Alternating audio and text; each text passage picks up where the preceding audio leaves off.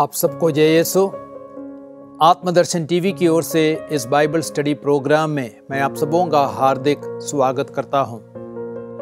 Episode 74 और इस episode में हम संत यूहन्ना के तीसरे पत्र पर मनन करेंगे और इस तीसरे पत्र का मात्र एक ही अध्याय है।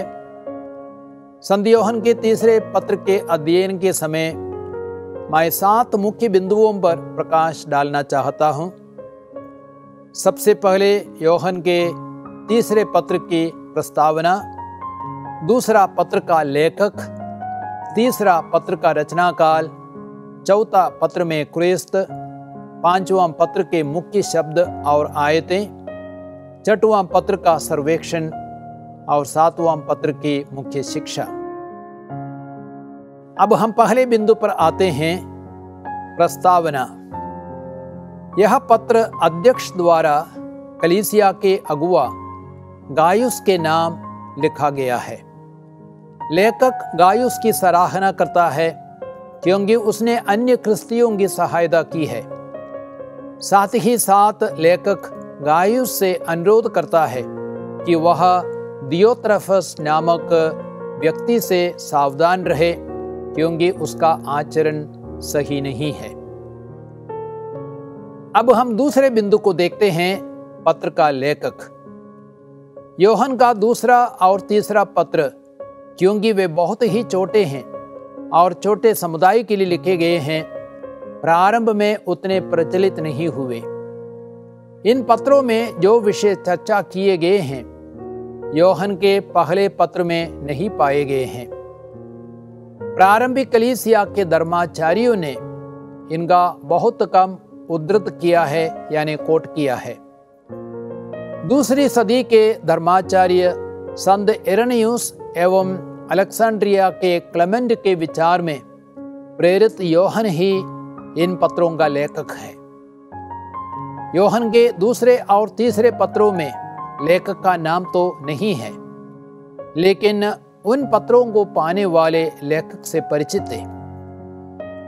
इन पत्रों के प्रारंभ में लेखक अपने को अध्यक्ष कहते हैं, जैसे पेतरुस भी अपने पत्र में अपने को अध्यक्ष कहते हैं। पेतरुस का पहला पत्र अध्याय 5 वाक्य 1। अब हम तीसरे बिंदु को देखते हैं, पत्र का रचना काल। यूहन्ना के दूसरे एवं तीसरे पत्र में पाई गई समानताएं यह दर्शाती है कि दोनों पत्र करीब एक ही समय अर्थात 90 ईस्वी के आसपास लिखे गए थे। यह पत्र भी संभवतः एफेसुस में लिखा गया था। अब हम चौथे मुख्य बिंदु देखते हैं, पत्र में क्रिस्त। यूहन्ना के तीसरे पत्र में प्रत्यक्ष रूप से क्रिस्त का नाम नहीं पाया जाता है, लेकिन वाक्य संख्या 7 में अप्रत्यक्ष रूप से लिखा गया है, वे उसका कार्य करने चले हैं और गैर मसीहियों से कुछ नहीं लेते। यहाँ उसका कार्य का मतलब है मसीह का कार्य।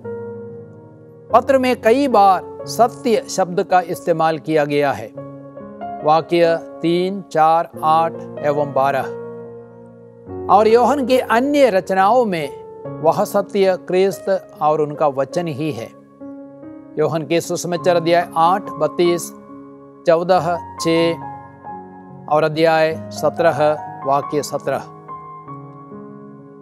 अब हम पांचवें मुख्य बिंदु को देखते हैं, पत्र के मुख्य शब्द और आयतें।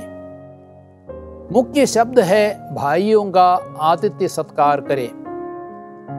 पत्र का बुनियादी विषय यह है कि विश्वासी उन भाइयों का सेवा सत्कार करे जो विशेषकर मसीह के कार्य करते हैं। लेखक गायुस की सराहना करता है क्योंकि उसने अन्य क्रिस्तियों की सहायता की है और विशेषकर मसीह के लिए कार्य करने वालों का सेवा सत्कार किया है। इसलिए यूहन्ना गायुस को लिखते हैं, आप भाइयों के लिए और ऐसे भाइयों के लिए जिनसे आप अपरिचित हैं, जो कुछ कर रहे हैं वह एक सच्चे विश्वासी के योग्य है, वाक्य संख्या 5। साथ ही साथ वह दियोत्रफस के आचरण की निंदा करते हैं जो नेता बनना चाहता है। और स्वयं भाइयों का आतिथ्य सत्कार करना नहीं चाहता, और जो लोग ऐसा करना चाहते हैं वह उन्हें रोकता और कलीसिया से उनका बहिष्कार करता है। वाक्य संज्ञा 9 और 10। अब हम देखते हैं मुख्य पद। मुख्य पद है वाक्य 11, और यहां लिखा गया है, प्रियवर, आप बुराई का नहीं बल्कि भलाई का अनुसरण करें। जो भलाई करता है वह ईश्वर की संतान है, किंतु जो बुराई करता है वह ईश्वर के विषय में कुछ नहीं जानता। अर्थात योहन यह कह रहे हैं कि हम गायुस जैसे लोगों का अनुसरण करें, दियोत्रफस का नहीं। अब हम 6वें मुख्य बिंदु पर आते हैं, पत्र का सर्वेक्षण। योहन का तीसरा पत्र बाइबल में सबसे छोटी किताब है और बहुत ही व्यक्तिगत पत्र है। पत्र में 2 व्यक्तियों अर्थात गायुस और दियोत्रफस की तुलना की गई है। गायुस अन्य क्रिस्तियों की सहायता करता है और विशेषकर मसीह के लिए कार्य करने वालों का सेवा सत्कार करता है, लेकिन दियोत्रफस भाइयों का आतिथ्य सत्कार नहीं करता है। पत्र के 2 भाग हैं। पहला भाग गायुस की सराहना, वाक्य 1 से 8 तक। अध्यक्ष अपने प्रिय बच्चों में एक अर्थात गायुस को लिखते हैं, जिसके सुंदर आचरण और सेवा सत्कार ने प्रेरित योहन को बड़ा आनंद प्रदान किया है। वाक्य संज्ञा 1 से 4 तक। मसीह के लिए कार्य करने वाले भाइयों ने योहन के पास लौटकर कलीसिया के सामने गायुस के भ्रातृ प्रेम, उदारता एवं विश्वसनीयता का साक्ष्य दिया है। योहन गायुस से आग्रह करते हैं कि वह आगे भी यात्रा करने वाले शिक्षकों और मसीह के सेवकों के लिए उचित प्रबंध करे और उनका सेवा सत्कार करे। वाक्य 5 से 8 तक। पत्र का दूसरा भाग है दियोत्रफस की निंदा, वाक्य 9 से 14 तक। अब योहन दियोत्रफस के आचरण की निंदा करते हैं, जो स्थानीय कलीसिया का नेता बनना चाहता है और योहन का प्रेरितिक अधिकार स्वीकार नहीं करता। वह स्वयं भाइयों का आतिथ्य सत्कार करना नहीं चाहता, और जो लोग ऐसा करना चाहते हैं वह उन्हें रोकता और कलीसिया से उनका बहिष्कार करता है। लेखक कलीसिया के विश्वासियों से आग्रह करते हैं कि वे बुराई का नहीं बल्कि भलाई का अनुसरण करें। जो भलाई करता है वह ईश्वर की संतान है, किंतु जो बुराई करता है वह ईश्वर के विषय में कुछ नहीं जानता। अब योहन देमेत्रियुस की सराहना करते हुए कहते हैं कि उसके विषय में भी सभी लोग अच्छा साक्ष्य देते हैं। देमेत्रियुस भी संभवतः प्रभु का एक सेवक है और गायुस के लिए लिखे गए पत्र का वाहक है। वाक्य संज्ञा 9 से 12 तक।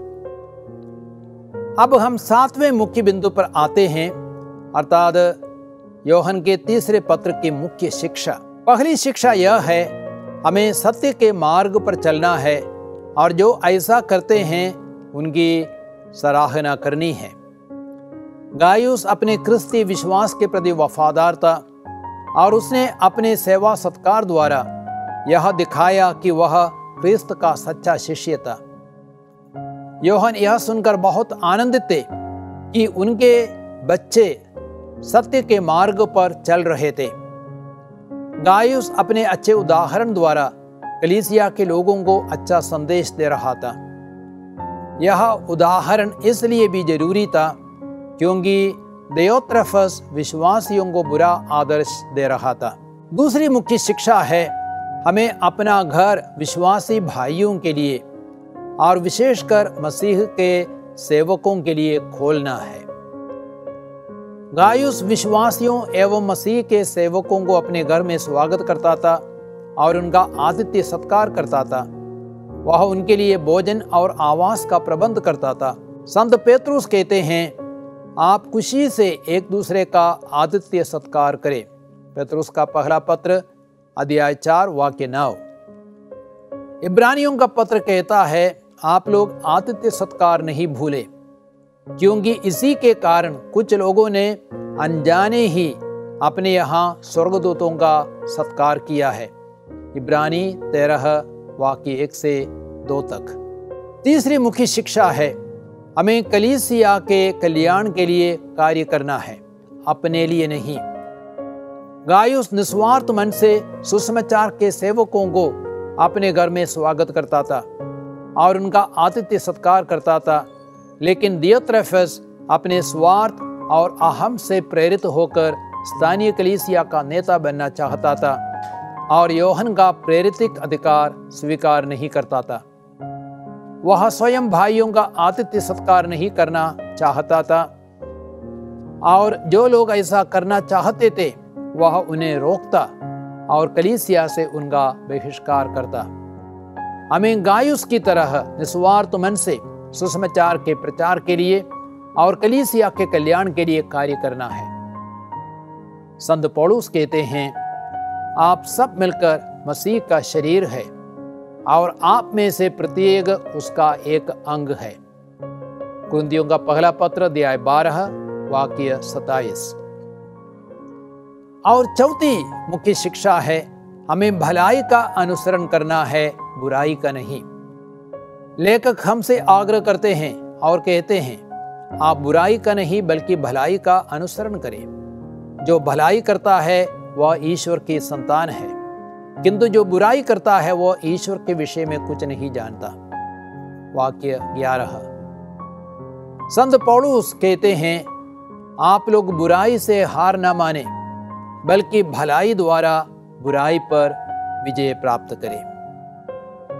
तो प्यारे भाइयों और बहनों, हम लोगों ने संत योहन के तीसरे पत्र का अध्ययन करने का प्रयास किया है। अब हम अगले एपिसोड में संत यूदास के पत्र पर मनन करेंगे और उसका अध्ययन करेंगे। प्रभु आप सबों को आशीर्वाद प्रदान करे।